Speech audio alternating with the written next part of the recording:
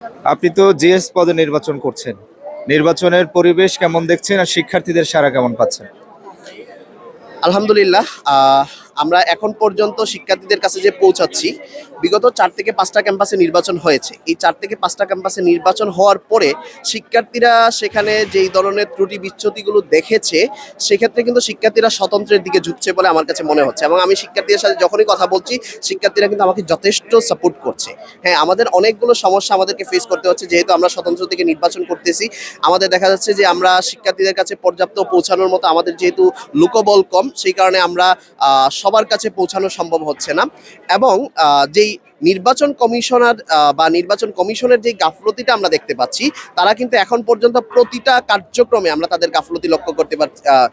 এবং এখন পর্যন্ত তারা আসলে নির্বাচন পিছানোর বা নির্বাচন বানচালের পায়তারায় আছে কিনা সেটা নিয়েও কিন্তু আমরা সন্দিহান। কারণ আপনি দেখেন যে 14ই ডিসেম্বর ব্যালট নাম্বার দেওয়ার কথা, কিন্তু আজকে 14ই ডিসেম্বর কি আজকে 18ই ডিসেম্বর, 4 দিন পার হয়ে গেল। এখন পর্যন্ত কেন নির্বাচন কমিশন এই ব্যালট নাম্বার দিচ্ছে না, অথবা কোনো একটা প্যানেলকে বা নির্দিষ্ট কোনো গোত্রকে তারা সার্ভ করার জন্য বা সাপোর্ট দেওয়ার জন্য তারা আসলে এই কাজগুলো করছে কিনা, এটা নিয়ে কিন্তু আমাদের মধ্যে যথেষ্ট আশঙ্কা রয়েছে।